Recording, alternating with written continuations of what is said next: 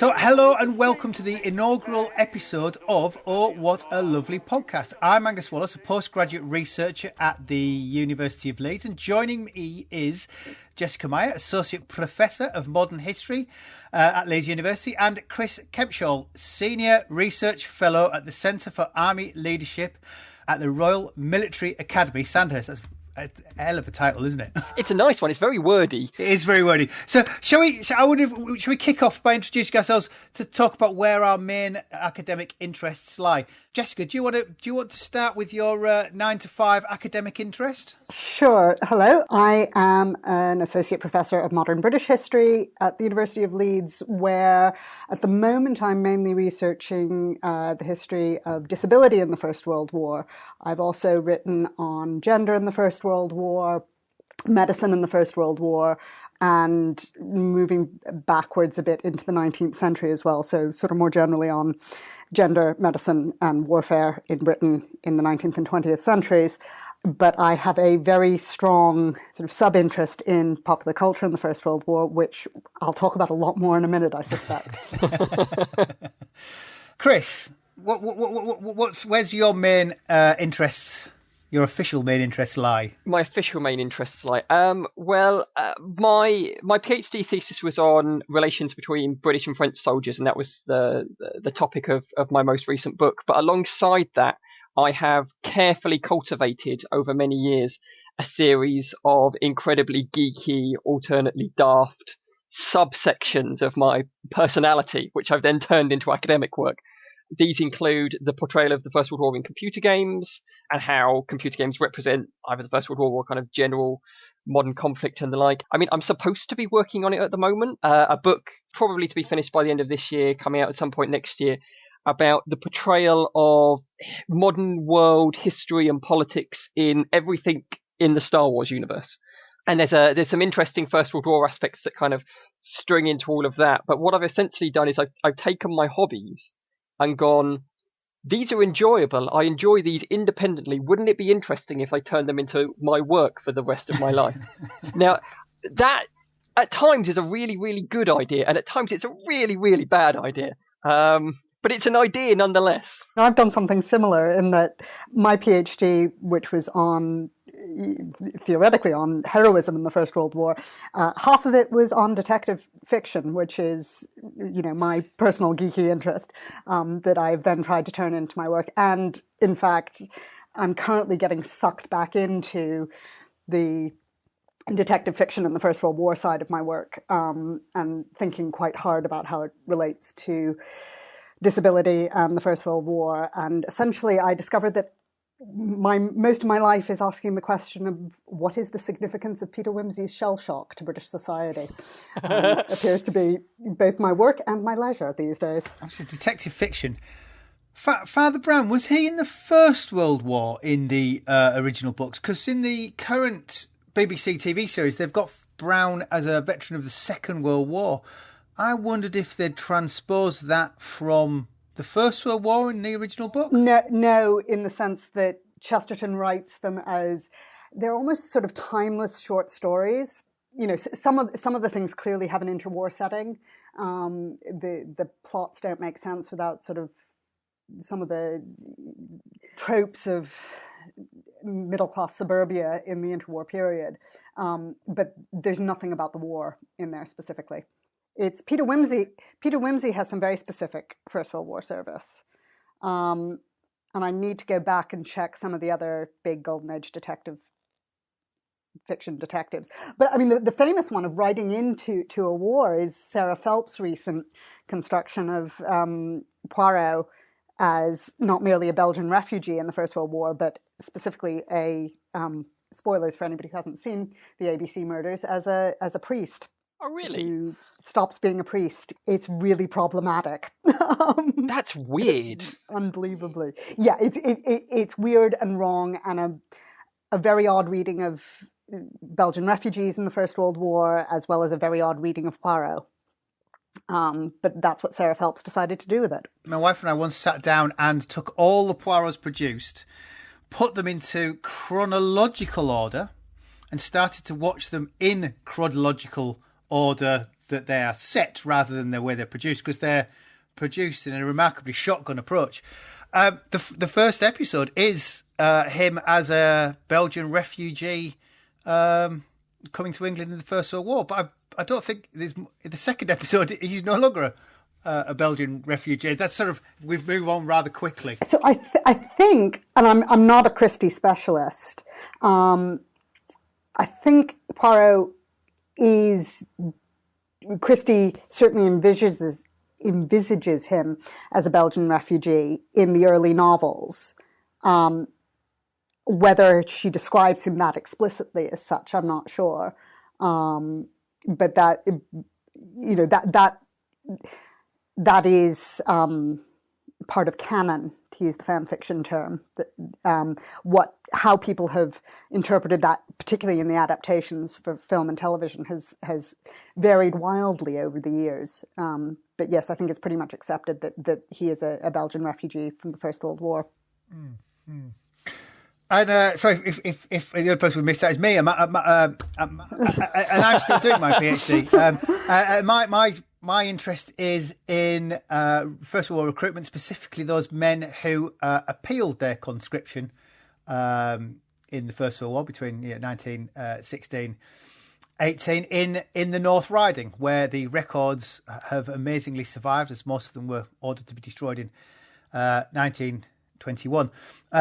And I have a sideline in anything. I have a remarkably shotgun approach to what I'm interested in. I have a minor sideline in racism. Are you sure you want to word it like that? Yeah. There's a local landowner around where I live, who was removed from the northeast coast for being of German extraction.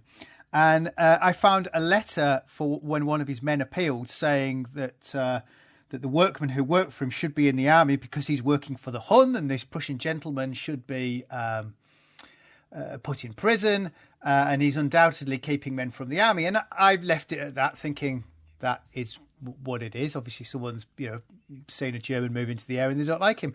Well, it's funny when you live in an area that's close by, and you have my mother's of an age that her grandparents could remember the happenings of the First World War. She gets chatting at the supermarket. I now have 2 letters from someone who lived in the same village saying, "How are you getting on with the new Hun in the hall? Would you like me to bring my revolver home so we can shoot him if you've got any problems?" And then I had a chance conversation with somebody else who said, there's bomb craters at the back of the hall. I said, really? He said, yeah, that's where the Germans flew over to bomb him during the First World War. Now, and I sort of thought, that's nonsense. And then, sure enough, I had a second conversation on the same day saying, apparently there's bomb craters. Without prompting any further, he said, yeah, that's where the Germans came over and bombed the hall. So I have this slight odd ongoing, I keep digging, I'm trying to piece it together because I think there's a lot of apocryphal stories that don't quite make sense, but there are indeed bomb craters. I'm not sure that a Zeppelin raid would get all the way over the North Yorkshire moors to take out a chap who left Germany in 1880. The precision bombing of the Zeppelin raid. Well, I have to say, if he's a house in the middle of nowhere, it was, although they missed, it was relatively precision if they did manage to hit it. Possibly, more precision than with the northern bomb site from the Second World War. But yeah, it's an ongoing interest that I'm finding increasingly interesting because I keep digging up these local facts from, as I say, bizarre connections and I keep making, or my mother keeps digging up. As we're now starting to digress even further, I wonder if we should discuss what the aim of the podcast is going to be. Jessica, this all stems from your suggestion. Now, what do you envisage us discussing? So being a historian, I'm going to give a little bit of history. I mean, as we've touched on, Chris and I both have been taking our interests, hobbies, the things we get excited about culturally, and trying to turn it into our job by associating it with the First World War. Over the past, couple of years, I guess, Chris, we kept bumping into each other at conferences and essentially having slightly tipsy, geeky conversations about these interests. I kept thinking, this is great fun. There are other people who would get involved in these conversations with their own particular geeky interests. And I have in the past run conferences. I've published an edited collection called British Popular Culture in the First World War. So I have professionally brought my interest into academia. But as these conversations keep happening, it occurred to me that there must be a way to take these intersections and interests, which are fun and exciting and grasp people's interest, and showing how our academic subject relates to people who aren't within academia. It's a good hook. People use popular culture for teaching. I have spent quite a lot of time on Facebook posting about how Downton Abbey gets details of the First World War wrong, and various friends who have no interest in the First World War at all have said, oh, that's interesting. So that's really where the idea behind the podcast came from, that thought that, yes, this is amusing and fun for academics, but perhaps for people who aren't academics, it might be amusing and fun as well. And also the realization of just how many of us there are out here who are rigorous professional academics, but who also get very geekily excited about various things, ranging from Star Wars through romance novels to detective fiction and television and, all sorts of things out there. So I think the plan is that Chris and I will talk a little bit about the things that we get excited about over some episodes, but also that in the future we'll bring in guests to talk about the things that get them excited in popular culture in relation to the First World War. To not necessarily kind of puncture the mystique of the academic conference, I'm drawing on what Jessica has been saying. A lot of the fun does come in the aftermath part, in the breaks and the slightly tipsy, geeky conversations afterwards. And at a variety of those conferences, I remember either kind of talking to people during the day or talking to people in the kind of the post panels or in lunch breaks or in the bar afterwards. We're all geeks in some way, shape, or form. There's something that kind of moves us. But what I found kind of slightly kind of interesting and amusing and kind of slightly eye-rolling was when I had some bits and pieces of the start of the computer game book that I did and some other computer game stuff that came out, and then told people that I was going to be doing this daft Star Wars book. An interesting number of people in the First World War kind of studies area kind of took like a weird Manic Street Preachers approach to it of, well, if we tolerate Chris's research, then maybe our research can be next. And started saying, oh, because you've managed to get away with doing X, I really want to do Y. The idea that, firstly, that for some reason doing Y in the first place wasn't legitimate, I found very odd, that it needed like some kind of overt display of geekiness from a couple of us to help provide cover for the masses behind us. But when you start talking to people at conferences, they all have these amazing geeky sideline First World War interests that they would all in some way describe as, oh, I would love to do this, or I'd love to write a thing about X or Y, but because of, I don't know, university life or the ref or any of the kind of the framework of academia, I'm just never going to be allowed to do it. So I think we've kind of partly envisioned this as an opportunity for us to be overtly geeky. That's not going to be a great leap for me. My inner geek looks very much like my outer geek. But to get some other exciting, fun people in to talk about what makes them excited and what they get geeky about. And you never know, maybe more geeky things will emerge from it. Wouldn't that be fun? Well, why not the Second World War? Why is it the First World War that's rippling through to Star Wars and Downton Abbey? Well, it's interesting because so at some point I want to write, to use that construction that Chris is talking about. I want to write something, proper on Trader's Purse and the George Fels novels by Ellis Peters, which are detective novels that come out of the Second World War and that particular conflict. So I think there are some elements. Well, there may be something about the moment that we're in, and for various reasons, I'm getting rather more involved with various fans and fan fiction of what are called cozy crime novels, many of which are set in the 1920s, building on the sort of golden age detective trope, but are written by contemporary authors today. and which have a particular interpretation of the 1920s and the impact of the First World War on the 1920s. And a lot of them are going, oh, it's 2020. It is a century since, are we having a new roaring 20s? And this sense of the centenary, the anniversary effect.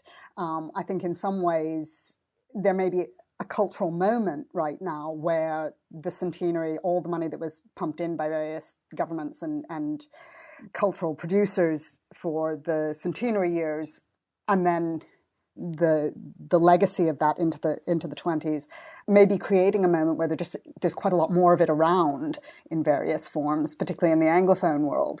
But it may just be that I'm not a Second World War specialist, and I don't know as much about the Second World War. I don't know, Chris. What do you think? Again, not a Second World War specialist. It's a big budget sequel, but it lacks the heart of the original for me. I think when it comes to some aspects, the First World War contains lots and lots of recognisable tropes. So the traditional mud, blood, death, etc. makes it a very easy reference point for a variety of media and a variety of portrayals. But actually, and this is an argument I've been trying to make for a while in regards to computer games, is that actually most people don't know anything about the First World War. Really. If we were to kind of go and start wandering the streets, even outside somewhere like the Imperial War Museum, and ask people why the First World War ended and why the Second World War ended, I think we'd get a huge amount of information about the Second World War and we get nothing about the First World War, or the realities outside of recognizable trope aspects or recognizable kind of beats. So the benefit for computer games was the opportunity to expand into a vacuum that people knew a bit about but not a lot about. It was kind of untouched narrative potential for them, and I wonder how much that's true for other media as well, that you operate within a framework of things that people kind of recognize, but you can surprise them with narrative details about things that they hadn't necessarily heard about that exist within the First World War. I also think there's a difference between the First and Second World War in the concept of suffering and horror, in that in the First World War, when you think about the trenches, it ends up being effectively like a shared horror. The British trench guys in their trenches are sharing the same kind of horrific conditions as the Germans in theirs, and there's a kind of an equalising humanity of shared horror. The horror isn't shared in the Second World War in any number of ways, because we recognise the genocides, the Holocausts, the total war aspect on the Eastern Front, the Blitz of the west of Britain, the burning of Dresden and places like that. The horror encompasses civilians more, and the horror is more horrible than the First World War. And I think that acts as a limit on the types of narrative that you're able to explore in the Second World War. So I think the First World War allows room for a different type of expression, a different type of narrative exploration, whether it's in prose, in poetry, in computer games, in Star Wars, in film. Although we don't get as many modern films, even taking into account 1917. I think the First World War exists more as potential, and I think the Second World War limits itself because of the different approach to horror. Actually, it's interesting though, because I think in some ways for fiction, written fiction, almost the opposite happens, because I think if you did stop the British man or woman in the street and said, so what do you know of the First World War, they'd say the poets and novelists, who they'd been taught in school. And that the existence of a historical literature of the time, which includes the popular, includes Golden Age detective fiction comes of age in the interwar period, that creates a very, very recognizable set of tropes that people find actually quite hard to get beyond, and that one of the advantages for popular culture being created today within those generic boundaries is that you can cite the symbols and know that people will understand them. So you can have the shell-shocked character who you understand in a particular way, or the facially injured character who is a symbol of the war's horror and suffering. And it flattens out actually a lot of the subtlety and nuance that exists in a lot of the original historical sources, which is what makes reading original Golden Age detective fiction such fun in some ways, is it can completely throw you in terms of what you assume the narrative to be if all you know are the generic tropes that have come down to us today and which are then reused and in limited ways reimagined by authors today. So I think it slightly depends on what sort of media you're working in, which is, I think, going to be part of the fun of this podcast is if we're going to be looking across a range of media. I understand there is a large heavy metal in the First World War fraternity in Finland. It'd be great to get someone on to talk about that. That we're going to see, some of the similarities, but also some of the real differences between the ways in which the First World War gets used, depending on what sort of cultural output you're trying to create, people are trying to create out of it. I think that international aspects could be really, really fun because, I mean, I know there are several people who've spoken to me about various things that they want to talk about, things like Sabaton and other death metal guys who are using the First World War as imagery, and how much of it is about death metal as a genre or how much it is about the nature of music in that country and the nature of cultural production in that country. Because I reckon that, I mean, I don't know for certain, but, and Jessica, you'll probably be able to answer this. I mean, do you get the equivalent of like detective novels in other countries during the same period? I mean, what do French detective novels look like next to British detective novels? That could be amazing. Yes, it could be. I mean, the ones I know of is the Americans have taken the cozy crime genre and run with it. So, I mean, the really great set of novels to come out recently has been Jacqueline Winspear's Maisie Dobbs novels about a nurse, a former nurse from the First World War who becomes a private detective. She's an American, and I was put on to her actually by the late great Dennis Showalter, who cornered me at an International Society for First World War Studies conference over tea rather than alcohol in that case, and said, "Oh, you have to read these," because he knew I liked detective novels.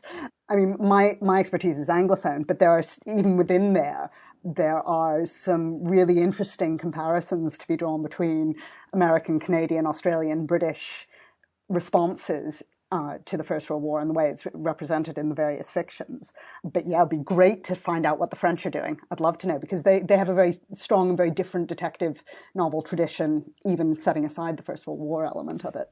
Something that's just occurred to me is that there's a film, one of the group, probably in most people's film critics' top 20, top 30 films of the century. And it's a First World War film, and if you ask most people, they wouldn't be able to tell you it's a First World War film. Any guesses? Lawrence of Arabia, David Lean. Because it doesn't fit, the imagery doesn't fit any of the tropes to do with the First World War, because it's all that Middle East campaign, it's all movement, it's all the desert, it's not what people expect. Yeah. Although it's interesting, there's currently in First World War detective fiction fandom, or a small portion of it, there's a film come out of Australia based on the Miss Fisher murder mystery novels, which are one of these. It started in the 1980s as a series of novels that became a Netflix. The production company isn't Netflix, but it was shown on Netflix originally, both in Britain and the US. 3 series of television programs, and has now become a crowd-funded film. It is quite explicitly using Lawrence of Arabia as one of its reference points.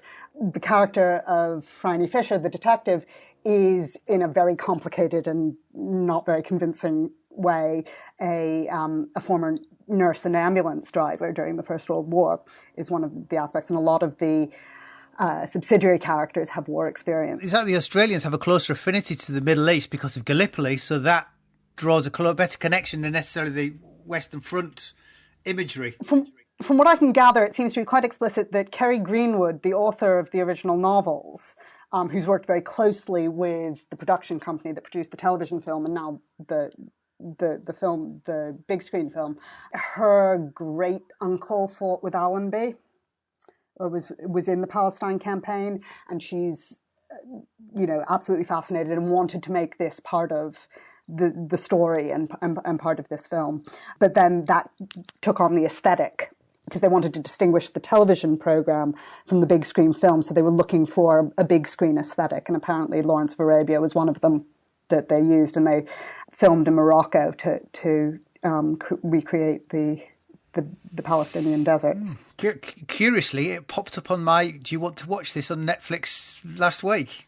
I thoroughly recommend it. Partly for there's some quite interesting portrayals of disabled ex-servicemen in the program. Aesthetically, it's just gorgeous. You can just sit and watch the architecture and the interior decoration and the costumes. I'm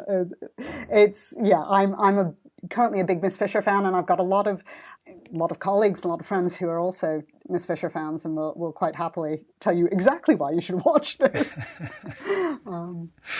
So shall we move on to our next outing, Chris? You're going to tell us about Star Wars. Now, I wonder if you could give us an elevator pitch on how does Star Wars connect with the First World War? What's the back of a fag packet pitch for that? Well, firstly, that to understand Star Wars, you have to understand that it is an amalgamation of human history. A lot of it going back into like the kind of Roman Empire and the like, but a lot of it is motivated particularly by George Lucas's interaction with the recent and contemporary past. So some of that manifests as the Vietnam War or the War on Terror, but also more relevant to us is that Star Wars reproduces particular notions of the First World War, whether it be about futility or whether it be about hellish conditions or body horror, and reproduces them in a manner that if you didn't necessarily know about the First World War, you would still pick up on some of them. But again, the more you know about the First World War, the more you draw out of it. And in fact, that's true about all things about Star Wars. The more you know about contemporary history and George Lucas's politics, the more you can begin to see how exactly the Star Wars universe operates to kind of draw comparative moments out of our past and transport them to a galaxy far, far away. For revision, is this all before our next time out? Is this all the Star Wars films? I'm lost on the numbering now because we have it in between Star Wars films as well. So do we have to watch the whole canon, or is it specifically the first 6, or is it the whole universe? I think to get a really well-rounded idea before we record this next podcast, we're all going to have to sit down and watch all 9 films and the 2 add-ons, all of the TV series, and if you could read about 50% of the books, that would help a lot. Alternatively, I'll just go off of the information that I already have. I like the idea of setting homework. It's not a bad idea. I can then use it as an excuse to, I know I have to watch this Star Wars film. No, my daughter's 7. No, we don't need to watch whatever's Flower of the Month this month, The Investigators or Harry Potter. We're watching Star Wars. You'd be amazed how often I've got away with that excuse for sitting and playing computer games or rewatching Star Wars. No, it's important research, honestly. Well, I've got stacks of detective novels that are, this really is research. I do need to read this in working time. So with our homework in our satchels, shall we leave it there for now and call it a day? That sounds good to me. All right, thanks a lot. Bye. Bye, everybody. Bye, thanks so much.